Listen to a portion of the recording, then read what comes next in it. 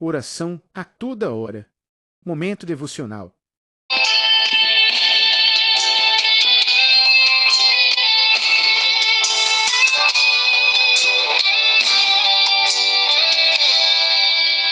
Senhor meu Deus e meu Pai que está no céu, nós te louvamos, te agradecemos e te bendizemos. Em nome de Jesus, o teu Filho amado, o qual nos concede estar mais uma vez na sua presença por sua graça e misericórdia. Senhor, quero te bendizer sempre no meu coração e dentro da minha alma, Senhor. Senhor, abençoe cada vida que escuta esta oração, que participa desse momento, Senhor, que adora teu nome. Isso aqui, Senhor, é algo que edifica muito a vida da gente, transforma, melhora, nos faz ficar, Senhor, mais próximo de Ti, quando oramos, quando clamamos, quando nos humilhamos, Senhor, e nos arrependemos de todos os nossos pecados. Perdoa-nos, Senhor, sara-nos por dentro, sara a vida das pessoas que estão nos escutando, suas sensibilidades, Senhor, suas tristezas, quantos vivem numa fraqueza constante, precisando de socorro, precisando de mudança, precisando de transformação, precisando da Tua presença e misericórdia, Senhor. Por favor, meu Pai, se está doente, que seja sarado também, Senhor, não só da alma, mas do corpo também, meu Pai. Se está necessitado, que também seja atendida nas suas carências, Senhor, seja desemprego, seja, Senhor, casa própria, seja problemas, Senhor, de dívida com alguém. Pai, em nome de Jesus, abre as portas, Senhor, ajuda este casal, esta família, este pai, Senhor, esta mãe. Faz uso da tua compaixão, Senhor, e efetua a tua vontade, é o que eu te peço, em nome de Jesus. Bendito seja Deus. Mais uma vez estamos na presença do Pai, do Filho e do Espírito Santo. Hoje, dia 5 de dezembro de 2025. Como Jesus Cristo é mencionado nas cartas gerais do Novo Testamento. Hoje estaremos adentrando a segunda epístola de João. Ela é um estudo sobre o amor. Jesus Cristo é a fonte da salvação. Também a verdade e a importância de aprendermos a rejeitar os ensinos dos falsos profetas e proteger a fé na comunidade cristã é um dos assuntos desta carta. Ela é escrita pelo apóstolo João. A carta exorta os cristãos a viverem em obediência aos mandamentos de Deus e a permanecerem na doutrina de Cristo sem aceitar aqueles que a negam ou a distorcem a visão geral.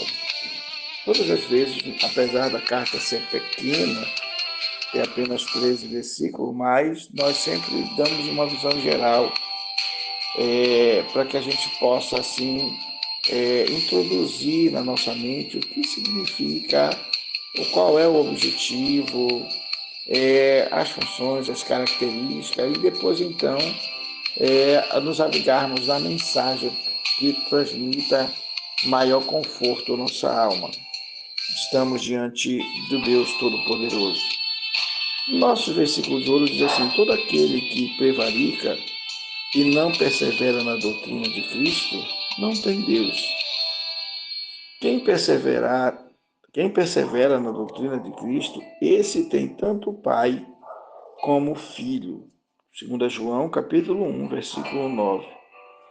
As verdades inquestionáveis foi escrito para encorajar todos os cristãos a não perderem o foco em Jesus Cristo, para alertar contra a heresia persistente. Seu propósito principal é que os filhos de Deus possuam ou possam permanecer na verdade e ter a verdade. É a verdade na vida deles e a verdade transformando seu caráter, sua personalidade. O destaque diz assim: por amor da verdade que está em nós, para sempre estará convosco ou conosco. Capítulo 1, verso 2 de 2 João. A leitura bíblica do assunto diz assim: o ancião, a senhora eleita, e aos seus filhos, aos quais amo na verdade, não somente eu, mas também todos que têm conhecido a verdade, por amor da verdade que está em nós e para sempre estará conosco.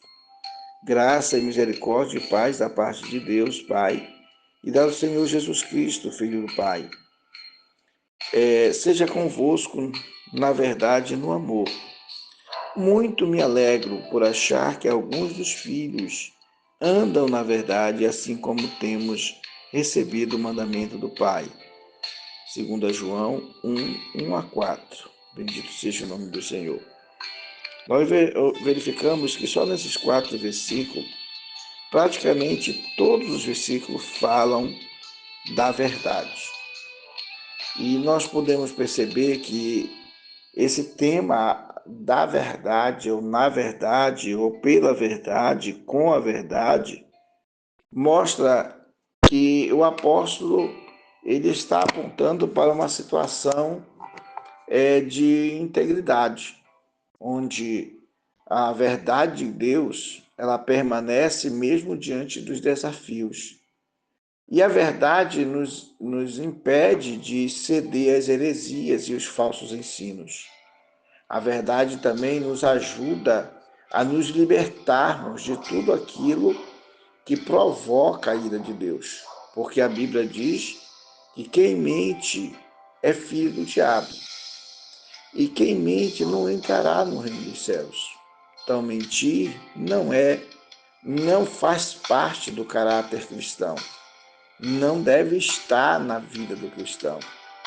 A verdade em todo tempo, mesmo que a gente tenha que sofrer por causa dela, né? Então vamos observando bem a palavra de Deus.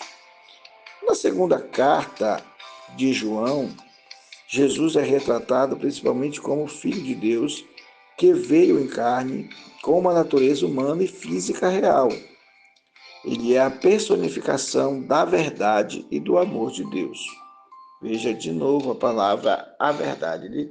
Jesus é a verdade, né? Ele é a personificação da verdade que está nele, que é dele, fala dele, pronunciada por ele, vivida por ele, anunciada por ele. Então Jesus é essa personificação da verdade e do amor de Deus. Ele é a prova do amor de Deus, né? A Epístola enfatiza os seguintes aspectos de Jesus. Primeiro, a encarnação física.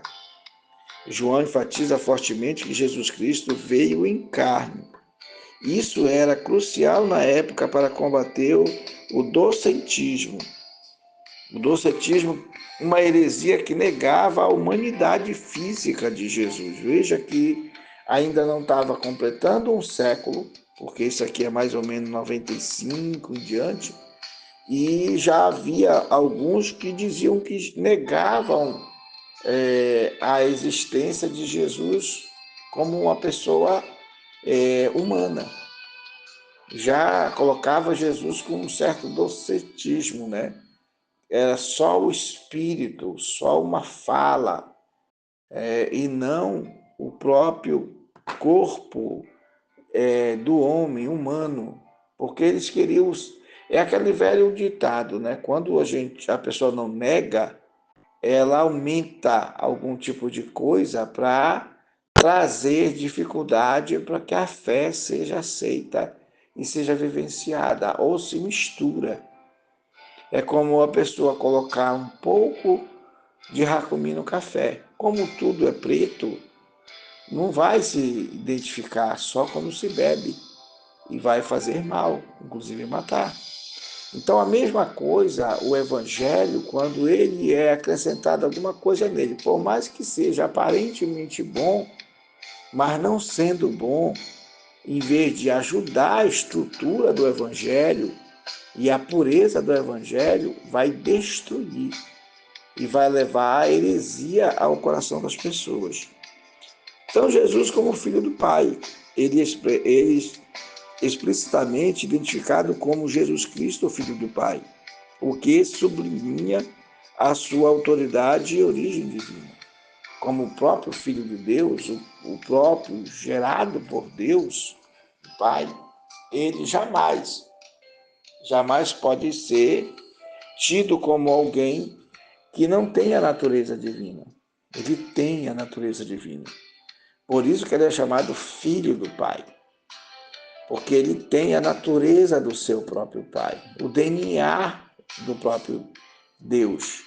E na sua composição espiritual e gloriosa, Jesus tem o Pai. O próprio Jesus diz: eu estou no Pai e o Pai está em mim. Olha que coisa linda, né?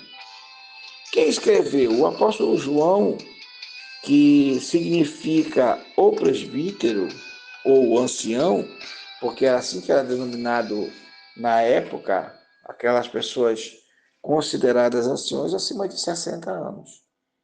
Geralmente ele era considerado ancião, uma pessoa madura, pessoa sóbria, uma pessoa equilibrada, uma pessoa que já tinha domínio sobre a sua família, que não tinha dificuldade para viver uma vida digna, né? Então, esta pessoa era considerada uma pessoa líder, colocada para liderança, principalmente se ele conhecia, se ele tinha conhecimento. E aqui João, ele mesmo se denomina como o ancião. Para quem foi escrita?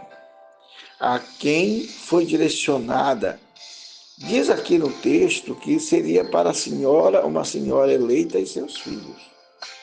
Como a Bíblia fala que nós somos geração eleita e fala que a igreja ela é eleita por Cristo, então se entende que João estava usando uma metáfora de uma senhora que tem filhos. Porque a igreja ela só tem, ela não tem uma questão de uma união entre carne e Espírito Santo. Não tem. Então, o próprio Filho de Deus é gerado de Deus. E os filhos de Deus são gerados da palavra, da água e o sangue. É uma geração nova. Por que da palavra? Porque a palavra ela convence do pecado, do juízo e da justiça. A palavra ela limpa, né? Então a pessoa que vem para Deus ela é limpa. Do sangue, por quê? Porque a pessoa é purificada através do sangue de Jesus. Seus pecados são destruídos. O poder do sangue de Jesus é esse, de destruição das fortalezas do pecado na vida da pessoa. Então, do Espírito, por quê? Porque o Espírito de Deus passa a habitar no homem, como Jesus disse: eu não vos deixarei órfãos, mas eu vos darei outro Consolador. Aquele Espírito da verdade que o mundo não pode ter, mas vocês o terão e ele habitará em vocês. Então, palavra, Espírito e o sangue. A palavra, que é a água, o Espírito de Deus, que vem de Deus para nos levar a viver uma vida de agrado diante de Deus, né? E essa grande graça que nos fortalece através da purificação do sangue de Jesus Cristo.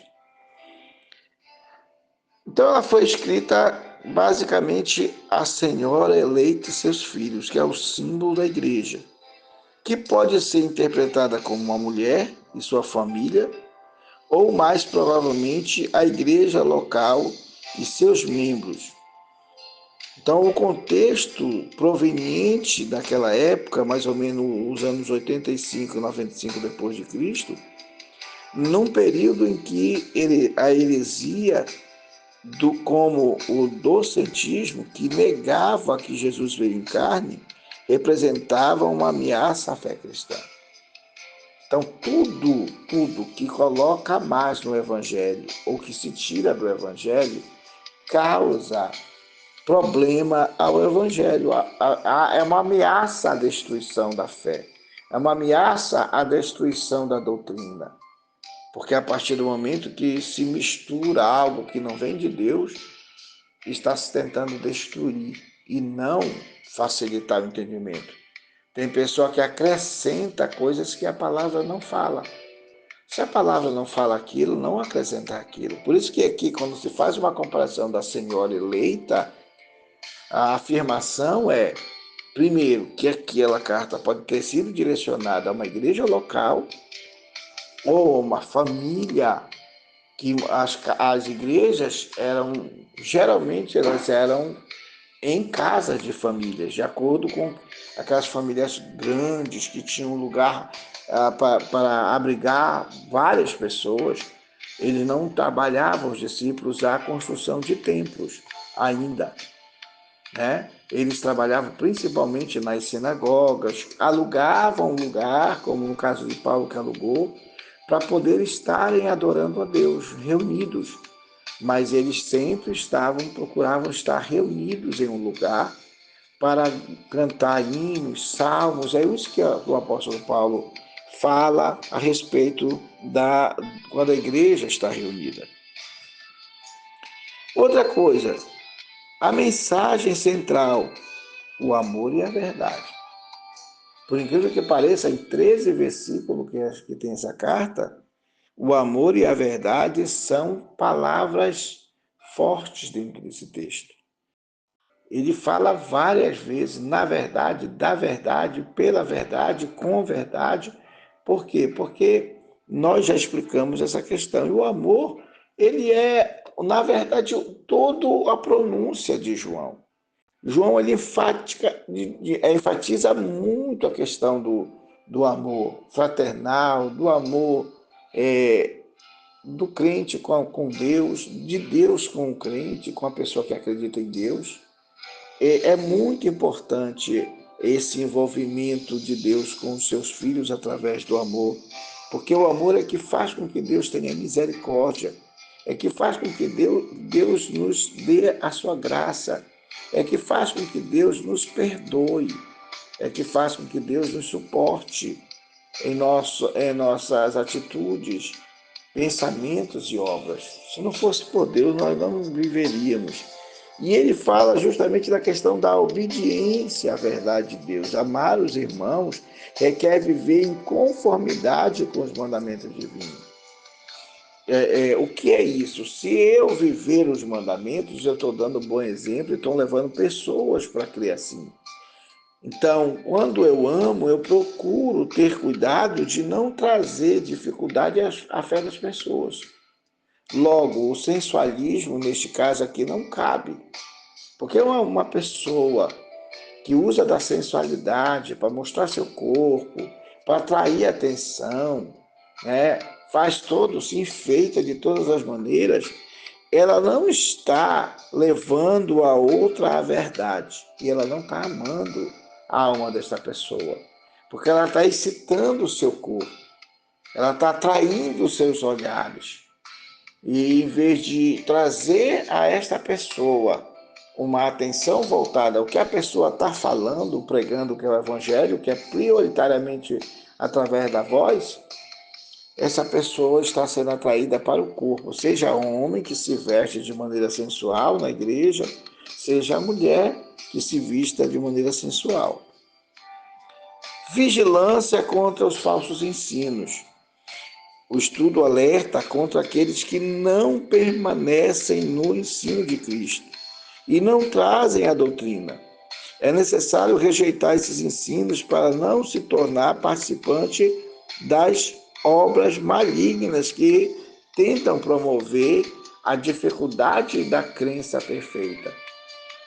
É muito difícil nós sermos perfeitos, mas ter a crença perfeita, o evangelho perfeito, a graça perfeita, a verdade perfeita, isso é normal na igreja, é normal na vida da pessoa. O que está errado nunca é a palavra, somos nós. O que falta não é a doutrina, o que falta é o nosso compromisso com ela, né? Quando nós deixamos de nos envolver com a palavra de Deus. Aí ele fala da fidelidade à doutrina. O conselho de permanecer na doutrina, que é a fonte da salvação, que vai além. Quem vai além dela não tem Deus. Não tem como ir além da verdade e nem além do amor. Qualquer coisa que a gente coloque na palavra amor, que venha trazer um comportamento antiético, ilusório, profano, medíocre, de violência, de falta de amabilidade, de falta de flexibilização, de falta de boa vontade, esta pessoa não é fiel à doutrina. Essa pessoa não tem a fidelidade à palavra de Deus. Qualquer coisa, argumento que a gente busque do conhecimento humano, são argumentos apenas que nos ajudam a entender, mas não é a essência. Eu posso falar, citar um perfume, dizer que ele é bonito, que ele é cheiroso, mas eu não posso, a minha palavra não vai se transformar em perfume. Ou seja, por mais que eu fale bem do perfume, mas para que a pessoa realmente identifique o perfume, eu tenho que estar com o perfume ali ou perfumado com aquele perfume. Aí a pessoa vai ter como sentir aquele odor e ver se vale a pena para ela, se atrai para ela, se ela gostaria de usar o mesmo perfume. Assim é a doutrina. Não é só falar a doutrina, é viver a doutrina, é ter esse perfume de Deus na vida da gente. E também trazer a doutrina como exemplo para que a pessoa possa utilizar-se dela para o seu próprio bem, para a sua própria espiritualidade. Os exemplos práticos que estão nesta carta é fundamental para os cristãos praticarem o amor.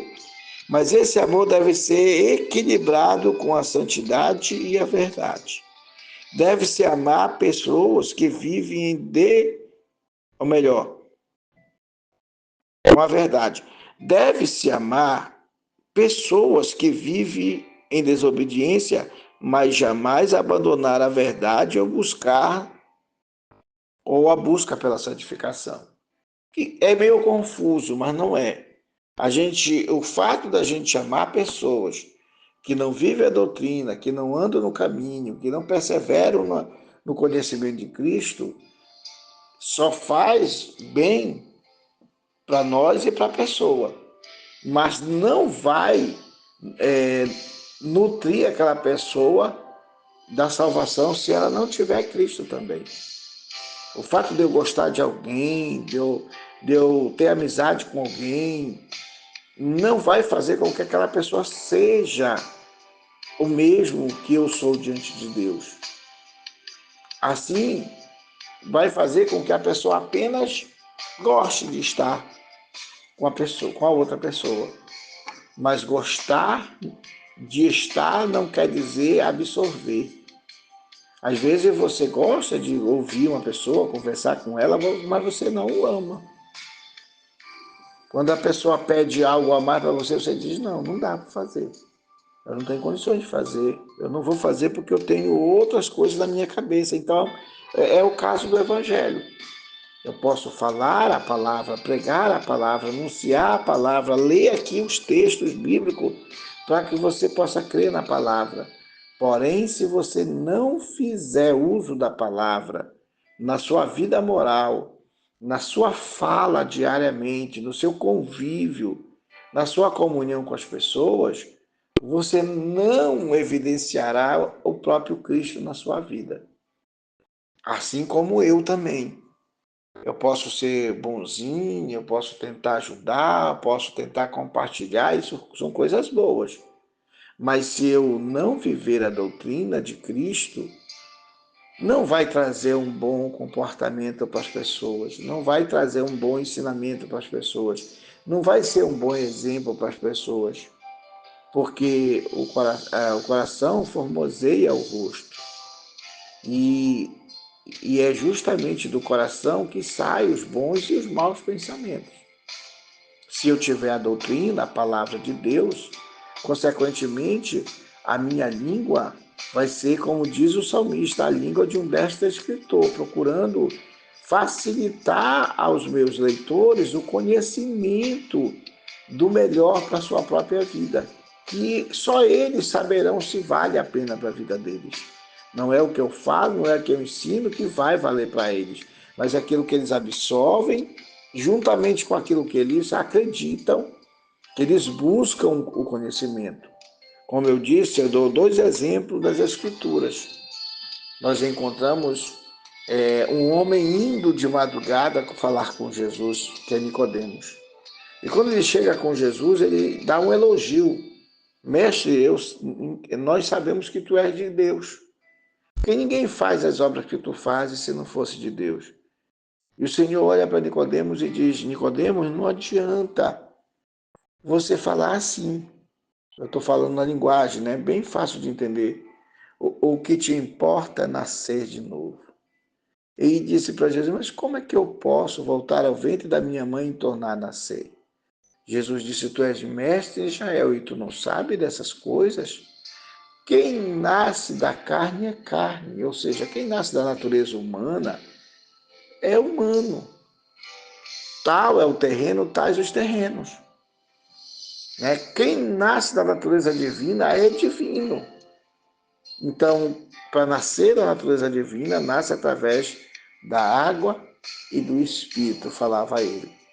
Sem a água e o Espírito, não existe condições da natureza espiritual. Até porque quando você vai para a questão da criança gerando dentro do útero de uma mulher, lá vai estar a bolsa, né? Que vai ter a água que vai proteger aquela criança, vai estar a placenta envolvendo, que vai trazer a nutrição para aquela criança. Então, a mãe está gerando, está alugando o seu corpo para aquela criança, mas a natureza humana, ela que gera, que faz com que a criança cresça e desenvolva ali dentro, é através da placenta que vai do cordão umbilical, que vai levando os nutrientes ao corpo daquela criança. E aquela água protetora, que não só protege de um baque, mas também que a mantém dentro da condição de viver. Não é só uma proteção. A água ali produz à criança a possibilidade de continuar viva, de respirar. Entendeu? Então, a mesma questão, a doutrina de Deus, ela precisa ser absorvida. A água do Espírito, a água dada por Deus, que é a palavra, ela precisa trazer para nós essa proteção das heresias. Mas também ela nos facilita respirar Deus, entender Deus, amar a Deus, desejar a Deus. E ligados através desta placenta espiritual, nós vamos estar nos alimentando de Deus. Então, o Evangelho é alimento, a palavra que gera o Evangelho é alimento, a doutrina que vem do Evangelho é alimento, e o conhecimento que vem através disso tudo é alimento, que nos mantém vivos, nos dá crescimento espiritual para uma maturidade espiritual. Muito bem, como aplicar o ensino da carta de João? Primeiro, é vivendo a fé, fortalecendo-se pela fé. O estudo fortalece a fé ao encorajar a obediência aos mandamentos de Deus e amar os outros e a permanecer na doutrina de Cristo. Se eu não amo meu irmão, não tem como eu provar amor. Né? Não existe amor de Deus em quem vive sem Cristo, sem a verdade de Deus. cuidar da comunidade. A carta serve como um lembrete de que precisamos proteger os outros, precisamos abençoar os outros, precisamos compartilhar a doutrina da verdade com os outros. Deus é o nosso refúgio e proteção. Quando nos defrontamos com as dificuldades esmagadoras, Ele protege, assim como Davi foi protegido através do louvor e da palavra, ele foi protegido do leão que ele teve que enfrentar. Ele também nos defende contra o perigo. Né? Deus ele nos defende contra o perigo. Damos graça pelo nosso Deus que criou os céus e sustenta a terra em suas mãos, porque Ele cuida de nós e está presente em todas as nossas lutas. E é reconfortante saber que não temos nada a temer, porque Cristo está conosco. Então, o autor dessa carta, que é João, ele representa o presbitério, que pode levar a pessoa a conhecer mais de Deus, a ter uma liderança eficaz dentro de uma comunidade, dentro de uma família, de forma que aquela família cresça no amor de Deus. E também esta senhora aqui representa tanto uma mãe que cuida dos seus filhos, como também a igreja, que ela é gerada através de uma liderança que cuida das pessoas. A congregação, a igreja, o lugar de concentração é uma vida doméstica, é uma família de Deus. Deve ter abrigo, deve ter empatia, deve ter solidariedade, deve ter a verdade de todas as maneiras, não viver falsidade. A verdade de Deus, ela nos livra de engano, de vivermos falsamente, dizendo que gostamos quando não gostamos, que perdoamos quando não perdoamos, que amamos quando não amamos. Isso tudo é vergonhoso. Mas se nós nos abrigarmos na palavra da verdade, no amor de Deus, e aprofundarmos no conhecimento de Cristo, nós não somente temos a salvação, que é o tema maior, né, que ele traz dois ênfases, o amor e a verdade, e mostra Jesus como aquele que traz a salvação. Né? Jesus é a fonte da salvação. Nós não teremos salvação, nós não teremos escape espiritual, nós não teremos moralidade espiritual, nós não teremos dignidade espiritual se não tivermos Jesus, que foi a graça manifestada por Deus, que trouxe a nós a libertação dos nossos próprios pecados. Que Deus nos abençoe. Oremos ao Senhor. Senhor, mais uma vez estamos na sua santa presença. Para mim é um prazer muito grande, Senhor, continuar orando. E orando por pessoas de toda a natureza.